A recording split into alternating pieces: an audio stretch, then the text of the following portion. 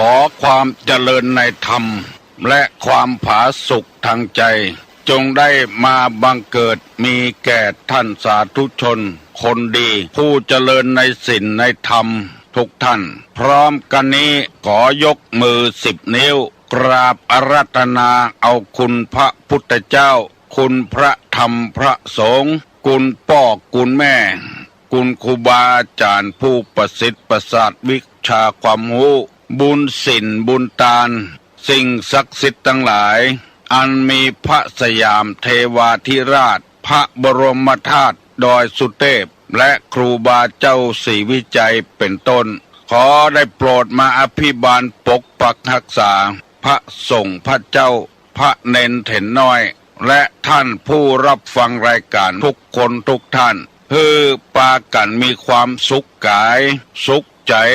เหมือนกันทุกตนทุกองค์ทุกผู้ทุกคนตลอดกาลนานมาแถมแล้วเนอเสียงก้องเสียงกองเสียงมองต่ำเข้าเสียงตุเจ้าเทศนาธรรม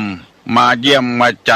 ท่านสาธุชนคนดีตั้งหลายถึงบ้านถึงจองเพื่อเอาธรรมะแบบรากหญ้าแบบธรรมดามาฮือพ่อแม่พี่น้องตั้งหลายฟัง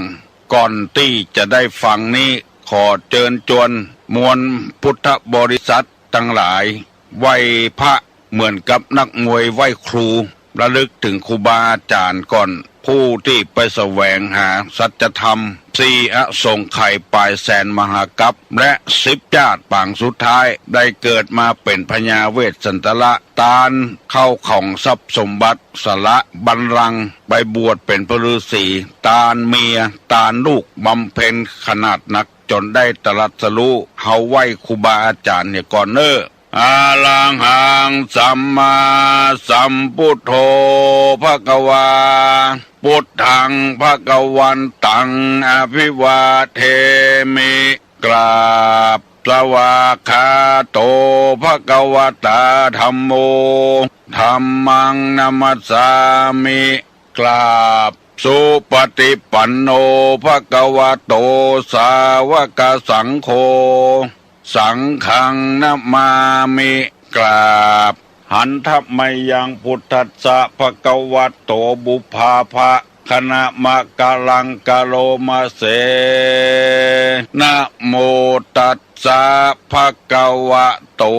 อะระหะโตสัมมาสัมพุทธัสสะนะโมตัสสะภควโต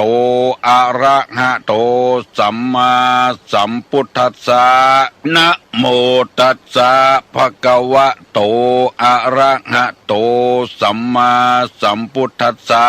พุทธังสรณังกัจฉามิธัมมังสรณังกัจฉามิสังฆังสรณังกัจฉามิตุติยัมปิพุทธังสรณังกัจฉามิตุติยัมปิธัมมังสรณังกัจฉามิตุติยัมปิสังฆังสรณังกัจฉามิ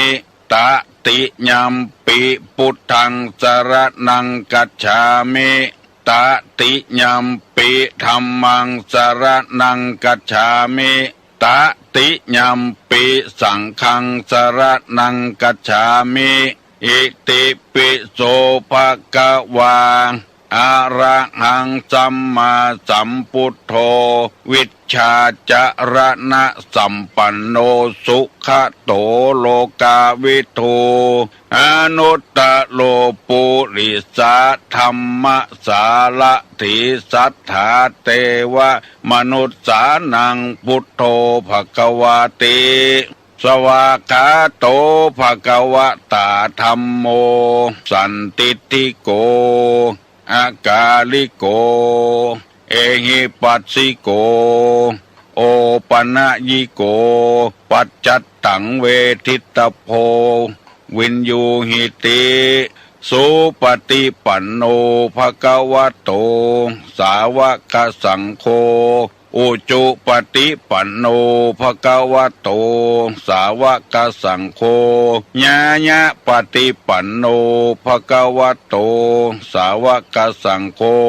สามิจิปฏิปันโนภะคะวะโตสาวกสังโฆญาติตังจัตตาลิปุริสายุคานิอัฏฐะปุริสาปุคลาเอสาภะคะวะโตสาวกสังโฆอาหุไนโยปาหุไนโยทักขิไนโยอัญจลิกาละนิโยอนุตตะลังปุญญเขตังโลกัสสาติกราบหนึ่งกราบสองกราบสามเรื่องราวต่างๆที่เกิดขึ้นในโลกนี้เพราะมนุษย์เป็นผู้เป็นผู้สร้างเรื่องราวต่างๆสงครามการอย่างกาหมู่นี้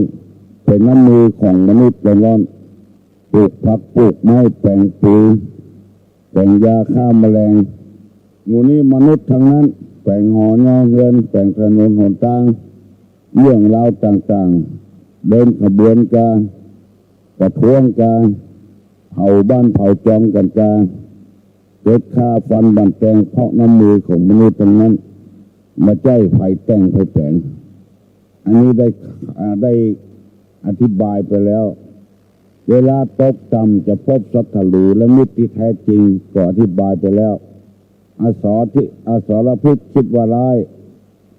ไม่เท่าคนหน้าเนื้อใจเสืออธิบายไปแล้วคนดีนี่ทำตัวให้ต่ำทำใจให้สูงคนบดีนี่ทำตัวสูงแต่ใจต่ำเวลามั่งมีสีสุขรุ่งเรืองอย่าไปไข้หัวดังเพราะจะทำให้คนเกิดอิจฉาตาร้อนถูกหวยเลยเงินกามียศถาบรรดาศักดิ์กินเลี้ยงฉะนั้นปันพื้นอันนี้เป็นบอกว่าเวลารุ่งเรืองไม่ควรหัวเราะให้เสียงดังอย่าหัวเราะให้เสียงดังมันเป็นการเย้ยหยันกันตัวลุงเคยประสบเรื่องนี้มาแล้วมีเคยพี่เคยน้องคือหมายความว่าเป็นพี่น้องกันนะรับไปได้เมียก็เป็นลูกพี่ลูกน้องกันน้องเคยพี่เคยน้องเคยพี่นี่เคยเป็นผู้ใหญ่บ้านกำนันมาก่อนพอถึงเวลาไปทำผิดพลาดไอ้ยามโหเคยน้องฟ้องเอาจนได้ตกเก้าอี้มาได้เป็นแก่บ้านกำนันสักกรรมในที่สุดมาก็เลือกตั้งใหม่ปรากฏว่าเคยน้องได้เป็นกำนันผู้ใหญ่บ้านก็เลยกินเลี้ยงกันกินเลี้ยงกินดูกันเดือดสนานกันพื้นบ้านก็ใกล้กันแล้วก็มาปรับทุกข์กับตุลุงว่ามันเย้ยหยันมันอดบ่ได้มันเสียท่าสอบตกยังบ่พอมากินเลี้ยงกันเย้ยหยันกันมีความอาฆาตในตัวเองมันอายหน้ามันที่มันบ่ได้เป็นอายหน้าที่เขาฟ้องหุมาตกแล้วเลยอยู่บ่ได้บ่ม่วนใจคิดหาหนทางที่จะกำจัดเคยน้องมานั่งอู้กับตุลุงตุลุงก็ว่าของมันหูแพ้หูชนะเอาไปสะสมในจิตในใจนี่อย่างบอกไฟที่มันขึ้นแล้วมันหมดเฝ้ามาแล้วมันตึงหมดไปไหนมันกดตกลงมาอย่างที่เก่านี่นะคาดหางคาดโว้จัดเดียตอนตกนั้นโว้อย่างแตกมด จมอยู่ในขี้เปลือกขี้ดินบุญฉันใดก็อย่างนั้นนะคนที่มันกินเลี้ยงกันวันนี้วันหน้ามันจะโศกเศร้าก็ได้จะเลวรุ่งเรืองก็ได้มีหลายอย่างด้วยกันทำใจเย็นแล้วนะแต่ถ้าอยู่บ้านนะออกไปที่อื่นเนี่ยก็พยายามทำตามอย่างที่ตุลุงว่าเหมือนเข้ามันก็ลืมเลือนไปเหี่ยการภัยการมันเหมือนเบิ้ลนั้นเคยน้องโดนยิงตายแล้วก็ล่นมาหาตุลุงบอกว่าโอ้เติงตุลุงว่าแต่เพราะมันเหี้ยมมันโหดมันปกครองคนเนี่ยมันไม่แบบไปไหนเพราะฉะนั้นตัวเนี่ยเป็นถึงว่าคนที่ชนะแล้วก็อย่าไปให้เขินคนที่แพ้ก็อย่าไปโศกไปเศร้าเคยได้ฟังนิทานอีสปว่าไก่แจ้กับไก่อูเจนกัน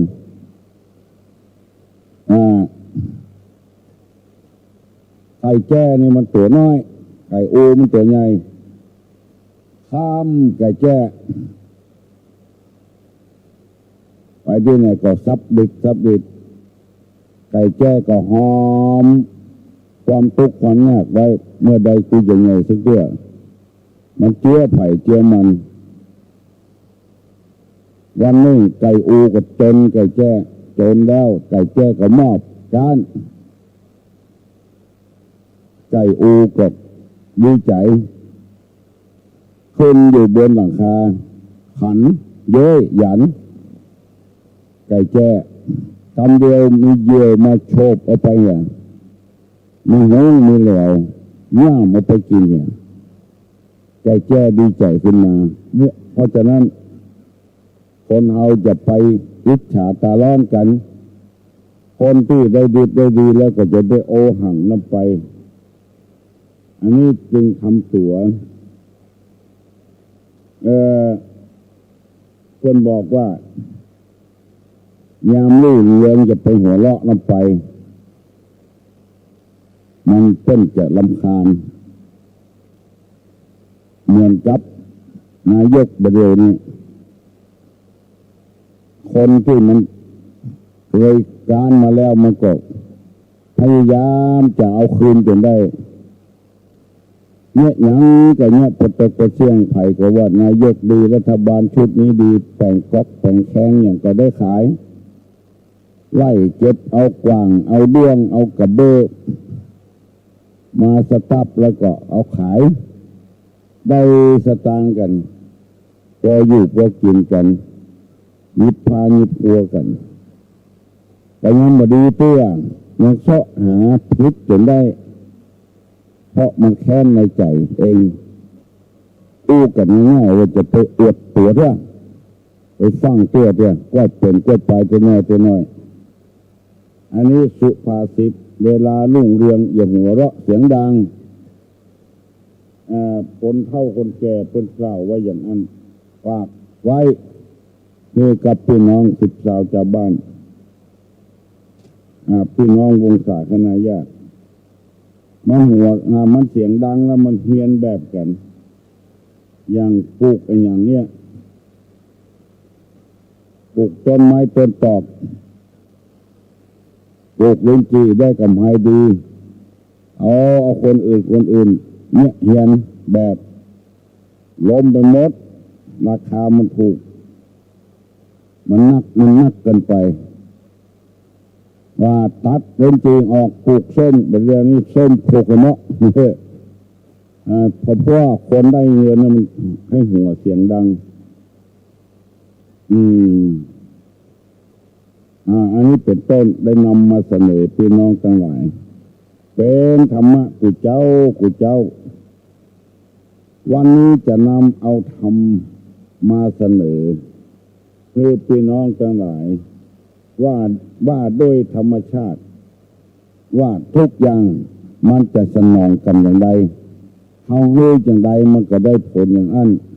ทุกกโตทุกขฐานังให้ทุกแก่ท่านทุกนั้นถึงตัวให้ดีแก่ท่านดีนั้นก็ถึงตัว ให้ของมหาบดีตัวใดจะได้ของมหาบดีตัวอันเป็นว่าได้ด้วยให้อย่างไรได้อย่างนั้นคนใดให้ของที่ชอบใจเขาก็จะได้ของที่ชอบใจให้ของที่เลิศก็จะได้ของเลิศให้ของดีก็ได้ของดีให้ของประเสริฐสุดเข้าถึงฐานะประเสริฐสุดคือหมายความว่าคือของต่ำก็ได้ของต่ำคือของดีก็ได้ของดีคือคนเขาอยู่ด้วยกันเนี่ยเขาปรารถนาอย่างใดเพิ่นก็ปรารถนาอย่างนั้นถ้าเขาปรารถนาบดีต่อคนอื่นเพิ่นก็ปรารถนาบดีต่อเขาว่าไปว่ามาเหมือนกับที่เขาว่ากันเนี่ยนายกระวังคำพูดเนี่ยก็เขาว่าให้เพิ่นก่อนเพิ่นก็ตอบไปเขาว่านักให้คนคนเดียวแล้วคนคนเดียวว่าให้คนนักเป็นก็เลยได้ของบดีบดักเจว่าเนี่ยประท้วงกันขอความเป็นธรรมกันนั่นเด็กปอสั่งปลดด้วยท่านเพราะเอาคือของต้นคือของบดีมาคนเดียวให้เอาคนเดียวแล้วเอาคือของบดีก็เป็นคนมานักวิชาการกับครูบาอาจารย์ก็เลยโกรธเลยแค้นหาวิธีที่จะไล่ปลุกระดมกันการนี้ก็หมายถึงว่าคนเฮานี่อยู่กับกันบ้านใกล้กันเคียงกันก็ดีอยู่กับวัดกวาระวังศรัทธากับพระเจ้าก็ดีก็พยายามอู้ดีจ่าดีกับศรัทธามีการมีงานก็เข้าช่วยเหลือพยายามถ่อมตนน้อมตนเข้ากับศรัทธาคนเฮามันบัดใจว่าหัวใจเป็นหินเป็นแห่เมื่อเฮาได้ของดีเพิ่นได้ของดีกับเฮาเพิ่นก็สนองเฮาด้วยความดีถ้าเฮาอู้บ่ดีใส่เพิ่นก็อู้บ่ดีใส่เฮาพยายามใจคำพูดอ่อนหวานอ่อนโยนอู้กับศรัทธาตายกมันก็ไปกันได้ช่วยเหลือเสียใจกันบางรายนี่กินข้าวเพิ่นบ่ได้คำนึงเนี่ยแล้วก็ไปข่มไปเห็นอู้พวกอู้งานจะเป็นนั่นก็เป็นนี้ไปยังมาคบหาสมาคมภัยประข้างงู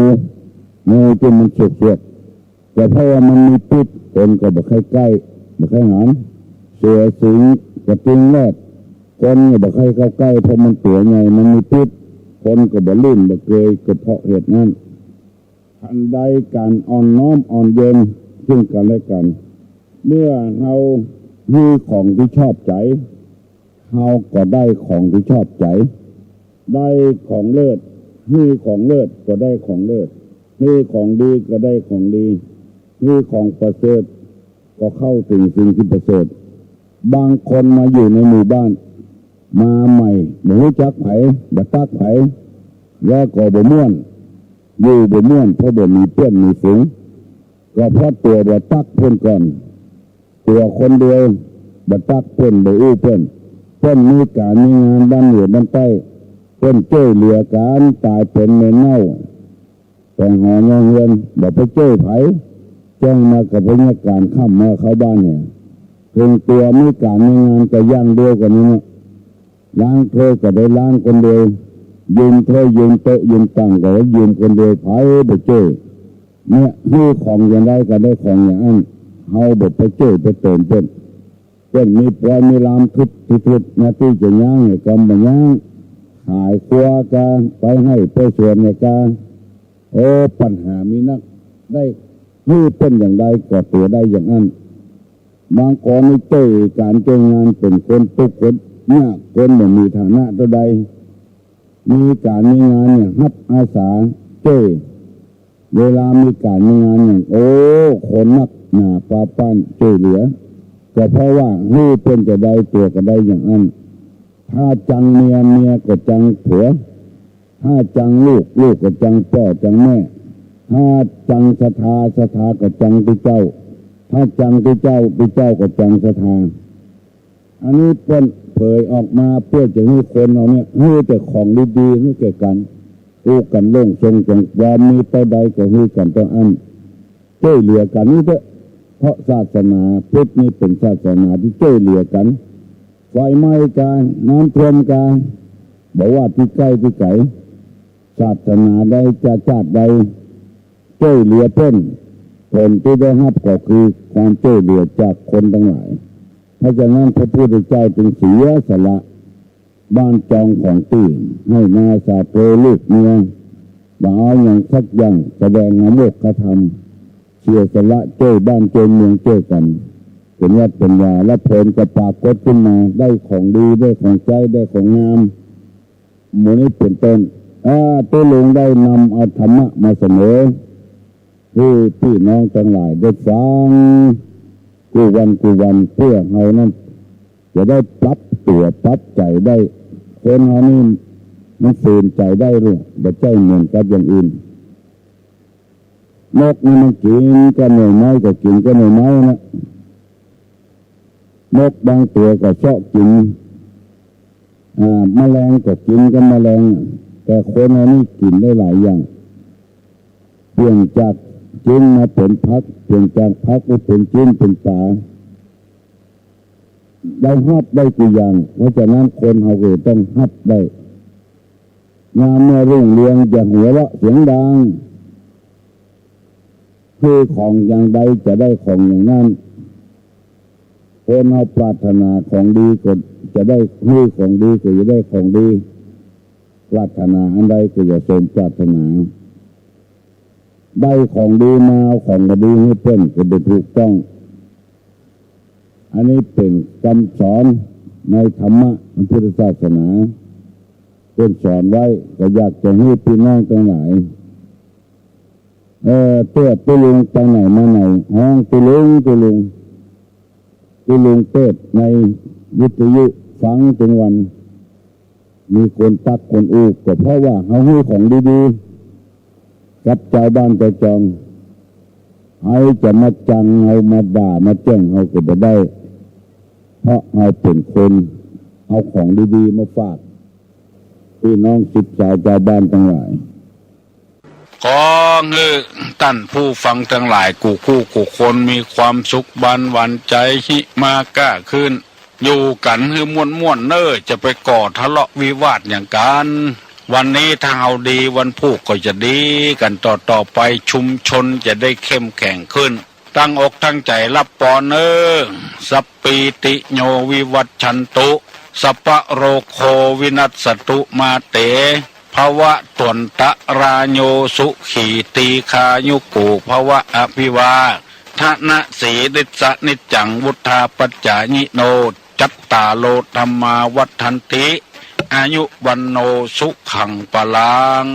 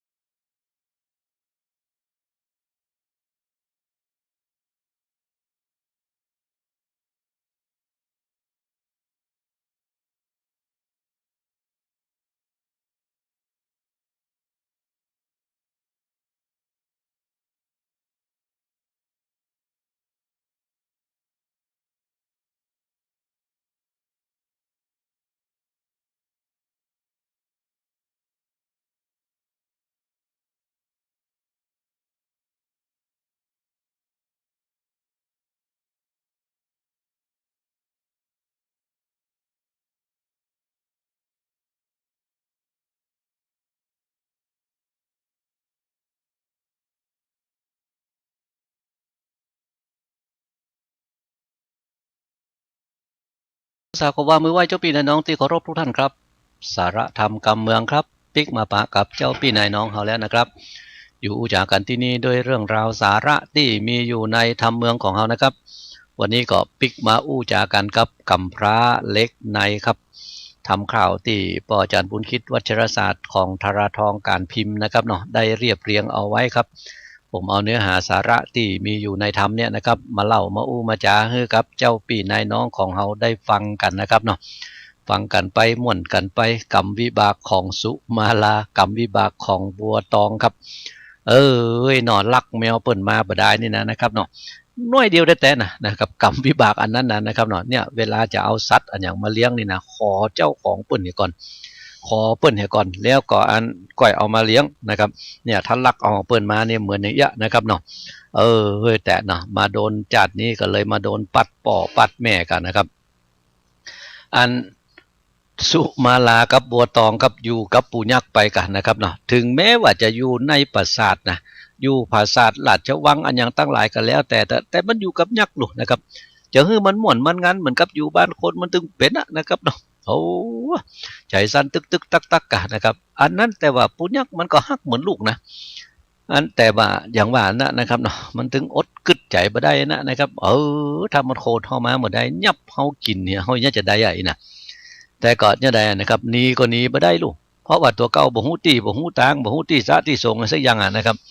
ก็จำเป็นได้อยู่ไปอากาศนะครับเนาะสุมาลาบัวตองอยู่ตัวปู่ยักษ์ไปกันแล้วกันนะครับเนาะเขาปิกมาอู้กันถึงเรื่องของอันในหัวในวังกันนะครับเนาะที่ตัวของอันอีลาไปแอวเนี่ยนะครับลูกเจ้าพ่อพญาไปแอวอย่าอันหมู่คนใจนางสนมอันยังตั้งหลายเนี่ยนะครับเนาะมันแวดกันไปเป็นจันหรอกตั้งในนั้นหมู่ไม่ยิงอยู่ตัวตั้งนอกหมู่ปอจายเฝ้าอย่านะครับหมู่นั้นปอดนั้นหมู่คนใจตั้งหลายเนี่ยนะครับเนาะปอดตื่นขึ้นมาแล้วบาหันใส่สุมาลานี่นะ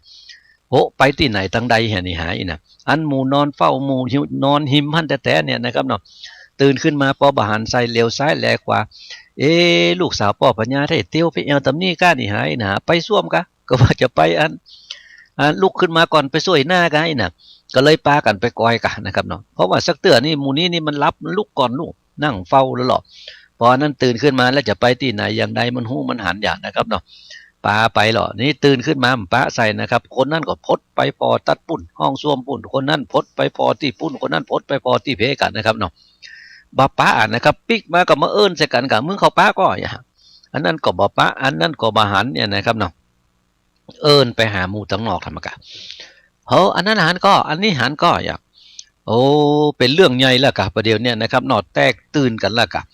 อันนั้นก็มาไล่เสาะหากันไปเสาะหากันมาไผ่ก็บาป้านะครับเนาะแวดวันกันหมู่ตั้งนอกก็เสาะหาหมู่ตั้งในก็เสาะหาเตี้ยวจนพอจะจนกันฮะนะล้างพ่องกับปุ่นนะครับไปพอตั้งหนองน้ำปุ่นกะถ้าอย่าจมน้ำตำนี้เหตุการณ์นี่หายมันก็บ่มีห้วยตีนไผ่ไปไผ่มาไหนนะเสาะหาแวดวันครับบ่ปะสกรรมบ่ปะสกรรมเนี่ยใดนะครับเนาะควายมาแล้วลูกพอควายมาแล้วเนี่ยนะครับเนาะอันเสนา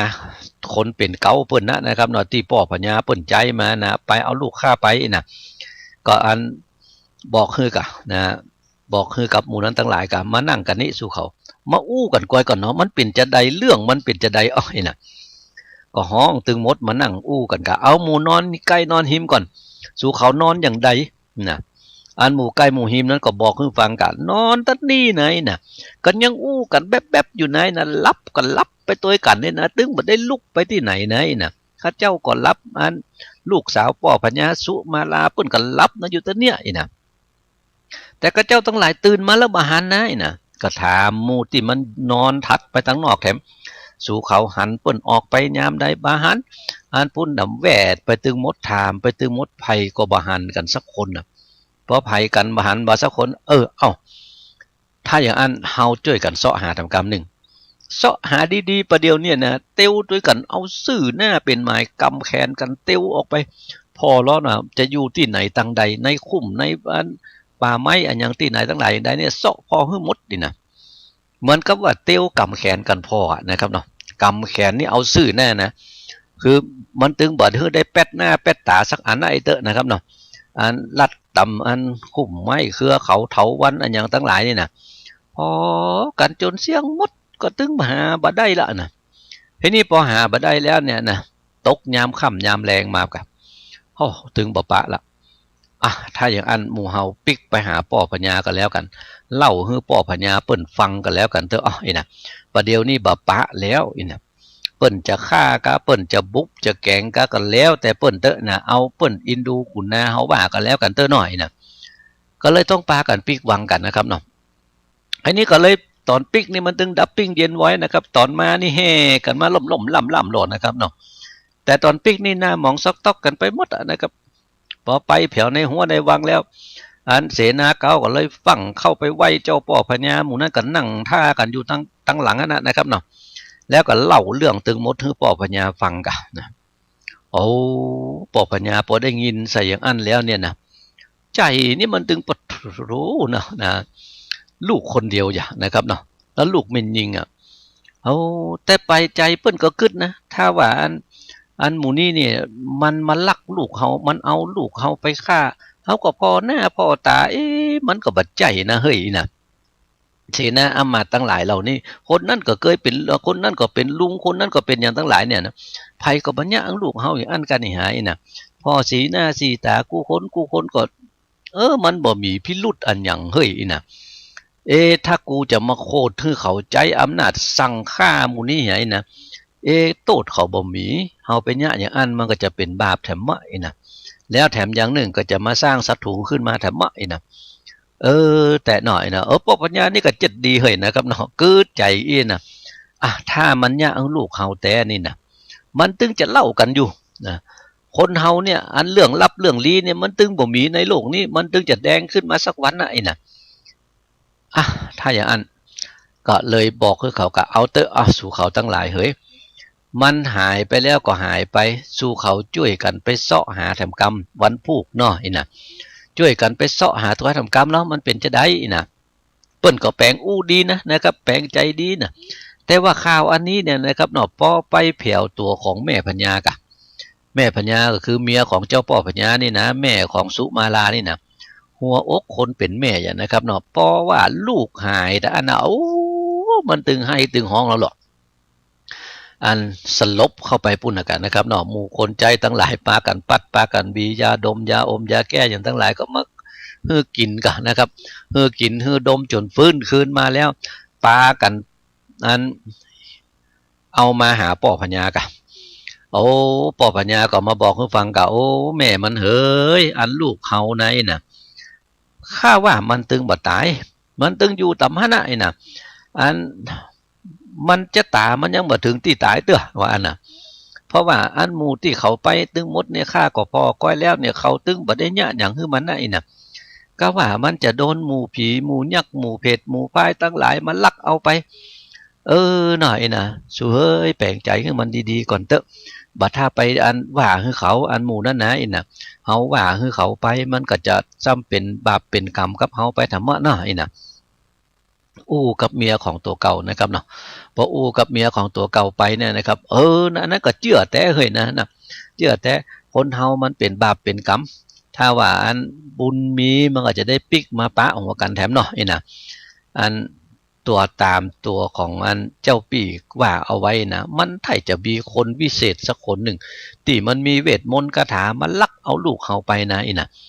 พอยอันก็แปลงใจดีๆเอาไว้ตัวเฮ้ยน่ะมันตึงเป็นยังมันตึงบ่ถึงจะตายเตื้อคนเฮาเนี่ยถึงจะตายมันจะตายมันตึงตายถึงที่ตายมันตึงตายถ้าบ่ถึงที่ตายมันตึงบ่ตายเนาะน่ะอย่างไปเมียของเปิ้นก็ไม้มาหน่อยกันนะครับเนาะคือไม้เรื่องตุกเรื่องเศร้ามาหน่อยหนึ่งแต่จะมันเสี่ยงหมดมันตึงบ่เสี่ยงกับคนเฮานี่นะหันลูกตึงคนอย่างนะครับเนาะถึงแม้จะว่าอันปากมันจะว่าแต่ป่อพญาปากจะว่าแต่นะครับเนาะแต่ในใจเนี่ยนะครับเนาะมันตึงฮ้อนตึงไหมอยู่ปุ่นนะครับเนาะแม่พญาเนี่ยใดนะครับป่อพญาบอกว่าอย่างอันแล้วเนี่ยนะพอป่อพญาบอกว่าอย่างอันแล้วก็เลยบ่ฮู้ว่าจะใดกะนะก็ก็ตกลงตามนั้นกะแต่เนี่ยจะได้ถ้ามันบ่เป็นที่แล้วมันเป็นที่แล้วเนี่ยจะได้ก็เลยไปห้องป่อหมอมาแหละนะครับเนาะไปห้องป่อหมอมากะเพื่อเอามาตายไกวสกรรมว่ามันเป็นจะได้อย่างนะ ป้อหมอมาแผ่วแล้วยามใดสู่เขาเอาลูกออกจากบ้านยามใดไอ้นะมันไปตะวาตะวายามใดยามใดก็บอกคือฟังแหละนะครับพอบอกคือฟังเสร็จเรียบร้อยแล้วป้อหมอก็มาลงเหล็กลงยันก้อยกับโอ้ลงไปลงมาหน่อมันบ่เป็นอย่างลูกนี่ไงนะมันหายไปมันเป็นอย่างป้อปัญญาอันนี้นะนะมันจะได้ปิกคืนมาอยู่เนออันนี้นะเนี่ยนะครับเนาะเปิ้นว่าสักเตือนี่ป้อหมอนะครับเนาะพออันได้ตายไปอย่างอี้แล้วเนี่ยนะครับเนาะมันก็เนี่ยตัวของอันคนที่เป็นอันป้อเป็นแม่นี่นะครับเนาะใจดีใจบานขึ้นมาได้เหมือนกันนะครับเนาะพอใจดีใจบานขึ้นมาอีแล้วเนี่ยนะครับก็บอกคือกับหมู่เสนาอำมาตย์ทั้งหลายวันผูกสู่เขาไปตัวเสาะหาแถมกำไปว่ามันจะไปอยู่ที่ไหนอย่างไรนะอันหมู่นั้นก็เจือกะนะครับเนาะเดี๋ยวยังฟังเพลงกันก่อนดีกว่านะครับเนาะนั้นจบเพลงแล้วเราก็ปิกมาเล่ากันต่อครับนะว่าจะเป็นจะได้กันต่อไปนะครับฟังเพลงก่อนครับเชิญเลยครับ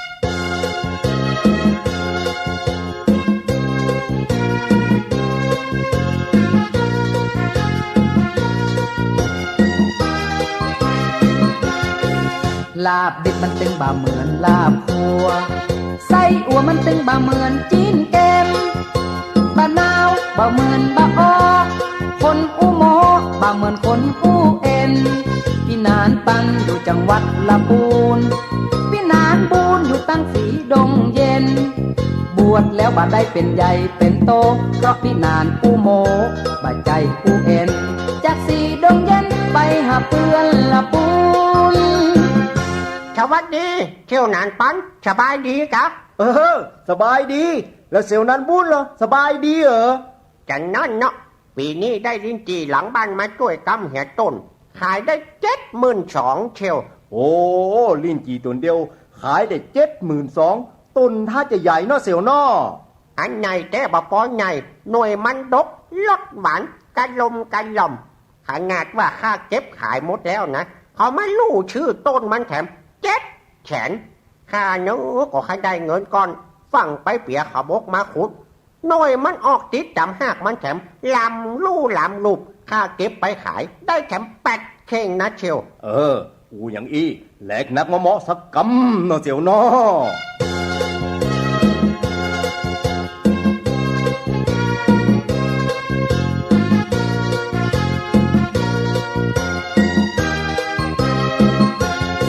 น้อยใจหวานเป็นว่านานใจเย็นต้องมีหลักเกณฑ์เพราะความหูเพียงพอเปิ้นว่าน้อยบัดนี้เป็นอาจารย์เปิ้นว่านานบัดนี้เป็นจ้างซอจะคิดทำสิ่งใดแล้วก็จะต้องได้พอคือมันแน่ใจทำอย่างลงไปกลัวเป็นบาปเป็นกรรมอันแล้วเชียวเนาะเปิ้นอยู่ดังนี้ร่ำรวยหยังของหาข้าก็มีบะลำไยอยู่หลังบ้านต้นหนึ่งเก็บขายได้83,000วัดเท่าอย่างอันมันก็ดกเหลือลิ้นจีค่ากองกาเชียวอันดกมันก็พอให้พอดีแต่หน่วยมันหลงขนาดเขากินแล้วเอาเปลือกมันควางเฮนี่นะไก่น้อยวิดขึ้นจับเปลือกบะลำไยปิ่นจลีนโคบไก่น้อยไว้ปิ่นจลีนโคบไก่น้อยไว้วันหนึ่งไก่น้อยตายเป็นสาวเสี่ยวปะอูอย่างอีแลกนักกันเหมาะชักกำหนอเชียวเนาะ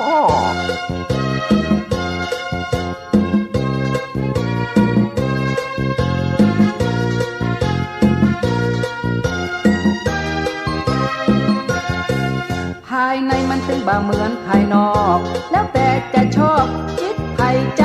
มันตัวเฮาตั้งแต่สีออกมาเลี้ยงงัวทำนาไปเกี่ยวยาตึงวันงัวบราซิลผสมบรามันเกี่ยวยาอ่อนให้มันกินตึงวันเพราะมันเป็นงัวพันธุ์ถึงปันใหญ่ปันโตอกุดทอขโมยไข่เสี่ยวไปหันไอ้เขียวข้าเลี้ยงงัวไว้หันตวงนะสูงใหญ่ก้าหูมันยาว170 ชีวาแต่ว่าวันเครื่องบินเข้าตามันเป็นน้ำตาน้อยวันค่ำข้าเอาโอ่งไปตวงได้น้ำตามัน91 องค์ขนาดข้าชื่อยามาหยอดตาคือมันได้เอาเกินไกลขึ้น8 เจ้นเกินนะเชียวโง่ตัวหลงอันล่ำเหลือจะเอายาที่ไหนมาเล่งมันปอบัดจำเป็นต้องเลี้ยงเชียวมันชอบกินคนเดียวขนาดตัวมีบ้านเฮาเพ่นนะ กันมันก้มกินแน่หัวมีเมืองพม่าพุ่นนะเชียว เป็นโง่เป็นควายข่าบอกหุมเล่งข่าหุมไปตั้งของเก่าบาเซลของหลวงวัดเฮามีนี่แก่นนะขนาดอยู่บ้านเฮาตีตุ้มเดียวนะเซลพระธาตุวิหารหลวงที่อยู่ในเมืองพม่าพังเป็นแถบเลยอะเซล ปัดทบกองแกงในอันล้ำเหลือแล้วเอาหนังที่ไหนมาหุ้มมันเชียว คนหนังโง่มเซลหน้ากา ปะอูหนังอีแลกนักกันเมาะชักกำนอเชียวน้อ เอาฟังเพลงกันแล้วนะครับเนาะปิกมาอู้จากันต่อครับสาระธรรมกำเมืองผมวิโรจน์อินทนนท์กำลังอู้จากับเจ้าพี่นายน้องของเฮาในช่วงเวลานี้กันอยู่นะครับ FM 104.50 คลื่นเพื่อการศึกษาพระพุทธศาสนาและวัฒนธรรมวัดฝ่ายหินอำเภอเมืองจังหวัดเชียงใหม่ครับเป็นแม่ข่ายถ่ายทอดเสียงนี้ไปตามตั้งสถานีวิทยุเครือข่ายกัลยาณธรรมหลายๆสถานีด้วยกันขอบคุณสถานีวิทยุกู้สถานีครับที่ได้เอื้อเฟื้อให้รายการสาระธรรมกำเมืองออกอากาศให้กับเจ้าพี่นายน้องของเฮาได้ฟังกันนะครับเนาะพ่อหมอเปิ้นตายให้แล้วนะครับเนาะเบาใจมาได้น้อยหนึ่งพ่อหมอเปิ้นก็ว่าลูกนะคนเฮานี่นะถ้ามันบ่แผ่วตี้มันนะกรรมมันยังบ่มาแผ่วเตื้อมันถึงบ่ตายว่าอันน่ะแต่ถ้าหากว่ากรรมมันมาแผ่วแล้วเนี่ยมันถึงตายว่าอันน่ะเนี่ยชะตาของสุมาลาลูกป่อพญามันยังบ่แผ่วเตื้อต่อมันยังบ่แผ่วตี้ตายเตื้อมันถึงจะปิกมาอยู่นี่นะแล้วพ่อหมอก็เลยมาเล่าให้ฟังว่าคนเฮายามที่มันแผ่วชะตาของมันมาแล้วเนี่ยมันจะตายนี่นะนะมันน้อยเดียวมันก็ตายอ่ะนะอันเปิ้นก็เล่าเรื่องให้กับอันป่อพญาฟังกันว่าโอ้นะคนเฮานะพอมันแผ่วตี้ตายนี่นะมันถึงจะตายเนี่ยเช่นแต่ก่อนนะมันเคยมีนะนะมันเคยมีได้อ่ะมันเคยมีลูกป่อพญาเหมือนกันนะลูกสาวป่อพญาเหมือนกันนะเป็นลูกสาวคนเดียวตัวเปิ้นฮักลูกเปิ้นขนาดใดนะทีนี้พอลูกสาวเปิ้นขึ้นใหญ่มาแล้วเนี่ยนะเปิ้นจะเอาลูกสาวเปิ้นอยู่ทั้งลุ่มเนื้อก็กลัวบ่าวทั้งหลายมาแวดมาหวันเปิ้นเอาลูกสาวของตัวเก่าไปละไว้บนปราสาทปุ่นนี่นะแล้วก็เอาป้อหมอมาตายมาเสาะหาว่าลูกสาวของตัวเก่าเนี่ยจะมีกู้มีกิมเมื่อใดวะน่ะโหก็เอาไปละไว้บนปราสาทปุ่นบ่ได้หันฟ้าหันผีอย่างหันฟ้านะครับหันผีอยู่ก็หันนอนแต่บ่ได้หันโคนน่ะนะครับบ่ได้หันปัจจัยมันจะไปมีผัวได้จะใดนี่ให้นะจะมีกู้มีกิมได้จะใดนี่ให้นะแต่ทีนี้อันป้อหมอเปิ้นก็มากันนะครับเนาะเอาเหล็กเอานานอย่างตั้งหลายวันเดือนปีเกิดลงมาใส่บวกลบคูณหารกันเสร็จเรียบร้อยแล้วโอ้มันลงมาแต่อีลูนี่นะเศษมันมาตกแต่อีป่อพญาลูกสาวของป่อพญานี่นะมันตึงบ่ได้ผัวไปจะได้อ่ะนะมันจะตายให้ก้อนก้านะเนี่ยมันจะตายกับสัตว์มีเขี้ยวเนอนี่นะนะตายกับเขี้ยวสัตว์มีเขี้ยวนะนะปดโตป่อปัญญาพอได้ยินใส่อันแล้วเนี่ยนะครับเนาะโอ้ลูกบ่ได้ผัวแล้วจะมาตายให้ก่อนรู้นี่นะยังไงก็เอาคนมาเฝ้าปราสาทอะไรกันเนี่ยนะครับเนาะปดโถปราสาทที่อยู่นี่นะครับเนาะอันที่อยู่จันนั้นเอาแม่ยิงอยู่ทัดลดลั่นกันลงมาตึงบ่ฮื้อสิ่งสาราสัตว์ทั้งหลายมันได้ขึ้นไปใกล้นะพอลูกสาวของตัวเก่าเป็นอย่างดีย้อนว่ากรรมของป้อหมอเนี่ยมันปิดว่าอันน่ะอันนี้เป็นเรื่องราวที่ป้อหมอเพิ่นเล่าให้ป้อปัญญาฟังนะครับเนาะเพื่อว่าจะน่าจะใดที่จะให้ป้อปัญญาได้เข้าใจว่ากรรมวิบากยามมันมาตันเนี่ยมันเป็นจะใดน่ะงั้นป้อปัญญาพอลูกสาวของตัวเก่าเป็นอย่างดีทีนี้อันลูกสาวของตัวเก่าอยู่บนปราสาทปุ่นน่ะนะครับเนาะก็เล่นกันไปกับตัวของอันหมู่คนใจไปน่ะครับมีอยู่วันหนึ่งเปิ้นว่าอันนอนเล่นกันไปเล่นกันมาบ่ได้นะเขี้ยวเสือที่อันตัวของป่อพญาเปิ้นเก็บเอาไว้เนี่ยนะครับเนาะแล้วก็อันนี้มาเล่นกันพอมันเล่นกันไปเล่นกันมาปรากฏว่าเขี้ยวเสือเนี่ยนะครับเนาะตกใส่หัวอีล่านี่ว่ะอีล่าลูกป่อพญานั่นน่ะเจนก่อนนั้นนะ พอตกใส่หัวแล้วเนี่ยนะครับเนาะมันก็แตกกลับแล้วเปิ้นว่ามันมีพิษอันอย่างสักอย่างหนึ่งกันนะที่มันมีอยู่นี่นะมันก็เนี่ยตัวของอีล่าเนี่ยนะครับมันตกใส่หัวแล้วมันเป็นอันแผลถลอกปอกเปิกไปหมดสักน้อย2น้อยในก้านี่หายนะแต่ว่าพิษอันอย่างที่มันมีอยู่เนี่ยนะครับเนาะมันก็เนี่ยหัวอีล่าเนี่ยนะครับอันบวมปองขึ้นมากันนะครับเนาะพอมันบวมปองขึ้นมาปวดโตนะครับเนาะเป็นอันเจ็บเป็นอันปวดแหละ ซอหาหมอที่ไหนมายาไผก็ตึงยาบ่ได้เอาอันใดที่ว่าหมอยาดีที่สุดแล้วเนี่ยนะครับเนาะอยู่ไปบ่เมินตะใดนะครับเนาะอีล่าก็ตายครับตามกรรมที่หมอเปิ้นว่าเอาไว้ว่ามันจะตายกับสัตว์มีเขี้ยวลุยนะอันนี้มันบ่ได้เสือมันบ่ได้ขึ้นมาแต่นะครับเนาะแต่ว่าเขี้ยวเสือตกใส่หัวบ่ได้ตายก็มีนะครับนี่อันป้อหมอเล่าให้กับป้อปัญญาฟังเนี่ยว่าคนเฮานี่นะเทิงยามตายมันถึงตายอย่างเอี้ยนะมันถึงเป็นอย่างเอี้ยว่านะเพราะอันป้อปัญญาก็เลยบอกให้กับแม่ปัญญาเมียของตัวเก่าฟังกะนะมันเป็นอย่างเอี้ยสู่เฮ้ยคนเฮานะถ้ามันถึงที่ตายมันก็ตายมันบ่ถึงที่ตายมันก็มาตายแปลงใจดีๆเอาไว้เนื้อสู่เนื้อนี่นะบอกให้เปิ้นแปลงใจดีๆครับแล้วก็ตกมาเมื่อเจ้าหมู่นั้นทั้งหลายก็ป้ากันไปเสาะหาแถมกันนะครับเนาะเนี่ยได้เจ้าใจนายจำรู้นะครับมันจะเป็นได้ไปนะครับหมู่นั้นไปเสาะหาแล้วออกจากมันจากจองไปปากันไปเสาะหาครับโอ้มันจะไปปะได้จะได้ปุญญกเอาไปเนี่ยมันแถลงเป็ดมาลุ่นนะครับเนาะปุ่นหอบขึ้นบนฟ้าไปปุ่นล่ะจะได้ยามได้ก็บ่ฮู้นะเอาใจช่วยกันแล้วกันนะครับเอาใจช่วยตัวของมูเสนาอามาทั้งหลายกันแล้วกันเถอะนะครับเนาะย่างเรื่องของอันเจ้าพ่อพญาพ่อแม่ของสุมาลาเอาไว้แต่อีก่อนนะครับเนาะทีนี้เฮาปิกมาเล่าเรื่องของตุ๊กตะกะ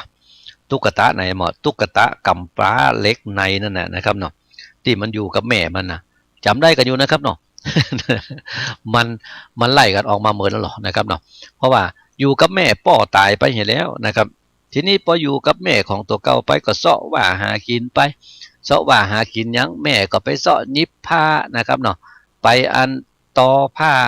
ไปปั่นได้นะครับปั่นฝ้ายมันต้องมีหั่นหมดนะครับเนาะอันใดที่จะหากินเลี้ยงตัวเก่าได้นะแล้วก็อันไอล่าอันเล็กไหนนะคือมันตอนเกินมาบ่ฮู้ตั้งชื่อว่าจะได้ก็ตั้งชื่อว่าเล็กในเนี่ยเพราะแม่มันหากินกับเล็กในลงเล็กในเล็กที่เปิ้นเอาไว้กอผ้าอันเอาได้เขาปันยูจ่งไปจ่งมานั่นนะครับเนาะก็อันตั้งชื่อว่าบะอ้ายเล็กในนะทีนี้อันบะอ้ายเล็กในเนี่ยนะครับเนาะมันก็ไปซ้อขอเข้าขอแกงเปิ้นกินกันนะครับเนาะขอเข้าขอแกงเปิ้นกินไปเอาเข้ามาขอมาได้ก็เอาปิกมาบ้านแบ่งให้แม่กินพ่องอีแม่ก็ย่าการไปคือการเนี่ยนะครับเนาะมันบ่ใจว่าอันคนจะมาจ้างเหตุตึงวันลงไปเสาะหาของมาขายก็คนก็ต่างไปเสาะเหมือนกันนะครับวันใดเปิ้นไปเสาะมาได้ตัวเก่าเสาะมาได้ไปขายไผก็บ่ซื้อธรรมะเนี่ยนะอันการงานก็ต่างคนก็ต่างช่วยกันช่วยงานเนี่ยกันคนเดียวนะครับมันไม่ใช่เหมือนสมัยประเดียวลูกจะมาเสาะหาคนจ้างไปเนี่ยอย่างอันอย่างอี้นะครับมันมีไอ้อันก็เลยต้องอยู่กันแบบตุกๆอย่างยากไปเอียกมีวันหนึ่งบะอ้ายกำพร้าเนี่ยนะครับเนาะบะอ้ายเล็กในนะมันไปเสาะขอเข้าขอแกงตำในอันบ้านมันก็มาได้ยินคนเปิ้นอู้จากันกะหมู่คนในหมู่บ้านจวนกันไปเสาะยับป่าว่ะวันพวกนี้ไปยับป่าหนองหลวงปุ๊นะปุ๊โอ้ป่ามันนักป่ามันหลายว่ะนะเอาปลากันไปตึงมุดในเนื้อเท้าปลากันไปนักหลายๆนะคนหนึ่งตาวตั้งหัวอันหนึ่งเอาตั้งใต้คนหนึ่งยับหันยับนี่นะป่ามันตึงได้ไหนนะหมูเฮาเกียมมันเนอตึงแสะตึงจำเอาไปกันหื้อมดไหนนะอันคนทั้งหลายก็อู้จากันเนี่ยอันเนาะนะครับพอคนทั้งหลายอู้จากันเนี่ยอันว่าวันพูกเมื่อไงเนี่ยจะปากันไปเหนื่อยนะไออันเล็กในมันได้ยินเปิ่นว่าอย่างอันนะมันปิกมาบ้านแล้วมันก็มาบอกคุณแม่มันกับแม่อันหมู่ตั้งในบ้านพูดนะเขาอู้กันนะว่าเขาจะไปยับป่ามันพูกนะอันลูกจะไปตัวเขานะอีแม่อีนะพอลูกจะไปตัวเขานะแม่มันก็ว่ากันลูกเฮ้ยบัดถ้าไปไอ้นะเฮาคนตุกคนยากไปเสาะยับป่าตัวเปิ้นถ้าเฮาไปแล้วไปอยู่ใกล้ไผ่ก็ตึงบอกใครที่จะมาอันอยู่ใกล้เฮาไหนนะตึงจะไปว่าอันนะแล้วลูกไปลูกจะเนี่ยใดจะเอาอันอย่างไปยับเปิ้นเอาแห่เปิ้นเอาจำไปยับกันเปิ้นมีซ่อมลูกนะจะเอาไปตั้งไปแตงเอาเฮาบ่มียังสักยังจะไปเอาได้จะได้ลูกเขยนะอีแม่จะไปยากเนี่ยอีแม่ก็ไปเสาะยืมเอาไก่นะไปเสาะยืมเอากะต่ำในหมู่บ้านเนี่ยมันน่าจะมีคนมันบ่จะไปหมดก้ายนะเนี่ยได้พอลูกฮบนะครับเนาะพอลูกฮบอย่างอันแล้วแม่อุตสาก็เลยมาหูน่าจะได้กันนะครับเนาะก็เลยเอาเตอไทยอันนี้แม่จะไปเสาะไกวไปเสาะยืมจำยืมจิบยืมซุ่มขอไกวสักกะไหมนะ ก็เลยเข้าไปในหมู่บ้านก็ไปเสาะยืมขัวที่มันเป็นอุปกรณ์ในการจะนั้นยับป่านี่นะครับเนาะอันยังก็ได้ที่มันมีว่าอันนั้นนะครับก็ไปเสาะถามยืมของเปิ้นก็ตึงสุ่มตึงอันแสะตึงจำนะครับเนาะจำกับแสะนี่มันบ่ใช่เรื่องของปดจายลูกนะครับเนาะแต่ก็ไปเสาะยืมอยู่นะครับเนาะเพราะว่าตามใจลูกพอตามใจลูกก็เสาะยืมไปปรากฏว่าเตียวไปสุดหมู่บ้านไผก็บ่ฮื้อยืมเขาก็ว่าเขาจะไปเขาก็ว่าเขาจะไปเหมือนกันตึงมดตึงหมวนนะครับเนาะเตียวปิกมาบ้านของตัวเก่าโอ้ลูกเขยมันมีเขาว่าเขาจะไปกันหมดลูกเขยนะลูกเขยอันที่ว่าคนมันบ่ไปแล้วเขาจะฮื้อยืมนะมันเป็นกำกึดบ่ได้ลูกเขยเฮาคนทุกคนยากอย่างของที่มันมีเนี่ยสักคนเขามีแล้วเนี่ยเฮาบ่มีเฮาไปยืมของเขาน่ะถ้าเขาจะฮื้อเฮายืมมันต้องคนรู้จักกันมันต้องคนมีสตังค์เห็นน้อยกายน่ะเฮาบ่มีสตังค์ลูกถ้าเอาของเปิ้นมาปุ๊ดมาว่ากเฮาจะเอาที่ไหนมาซื้อมาซ่ายเปิ้นอ๋อลูกเขยบ่ทับไปนะอยู่บ้านเนี่ยบ่ทับไปปล่อยแม่ว่าอย่างอันแล้วบัลล่ามันก็บ่ยอมกะโอ้จัดไปตึงจะไปขึ้นได้อีแม่นะขอเตอะแม่คือลูกได้ไปเสาะว่าหากินพ่องกายนะได้ไปยับพ่องกับไม่ได้ก็ไปขอเขาอยู่เนี่ยเขาก็จะว่าเฮากายนะ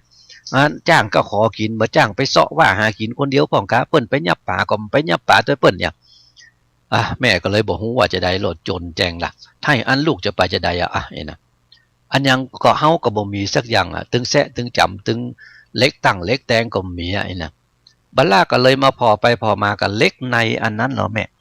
เล็กในที่แม่เอาไว้อันปั่นฝ้ายหั่นน่ะนะที่แม่เอาไว้มัดฝ้ายหั่นน่ะ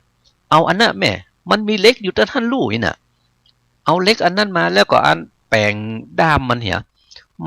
มัดติดไม้หั่นแล้วก็เอาไปตั้งเอาแต่ไปตั้งเอามันก็จะได้กับแม่น่ะโดยความฮักลูกครับแล้วก็ตัวใจลูกตัวเหมือนกันนะครับเนาะจะว่าตัวใจนี่ก็เบอร์ว่านี่นะคือมันเป็นเรื่องที่ดีลูกจะไปเสาะว่าหากินนะครับเนาะแล้วจะมาคัดมันไว้ต่อไปวันตั้งหน้ามันจะไปเนี่ยได้นะจะไปเสาะว่าหากินยังจะได้ใหญ่นะบ่คัดดีกว่าคือมันไปอย่างนี้นะก็เลยอันเตเอาได้ออกกันนะครับเนาะได้ที่มันมัดอยู่กับเล็กในของตัวเก่านะเอามาเกาะมาวันไว้ตั้งนอกเหตุที่หนึ่งแล้วก็เอาเล็กตัวนั้นนะครับฮื้อลูกของตัวเก่าหรอกบาล่าพอได้ไม้อันแล้วก็ไปเสาะไม้มากันนะครับเนาะเสาะไม้มาแล้วก็เอาเล็กในเนี่ยนะครับมัดติดปลายไม้มัดพอว่ากำมันจนมันทึ่งแล้วนะมันตึงบอลลูดละนะพอมันบอลลูดแล้วอย่างถ้าเราเอาตั้งลงไปอัดที่มันแหลมเนี่ยถ้ามันตั้งโดนใส่หัวป่านี่นะโอ้มันตึงได้เฮ้ยนะกัดในใจของตัวเก่าอย่างนั้นรับคืนนั้นเนี่ยม่วนงานแล้ววันพุกจะได้ไปยับป่าก็เปิ้นไล่นะเปิ้นไปยับป่าเฮาจะได้ยับป่าก็เปิ้นแล้ววันพุกก็แล้วกันนะครับนอกจะเป็นยับป่านะครับวันนี้เวลาของสาระธรรมกำเมืองมดเสี่ยงกันไปแล้วครับผมวิโรจน์อินทนนท์ขอล่ำลาเจ้าปี่นายน้องของเฮาไปด้วยเวลาเพียงแต่ก่อนนะครับโชคดีมีใจเป็นของเจ้าปี่นายน้องเฮาจูผู้นายคนครับสวัสดี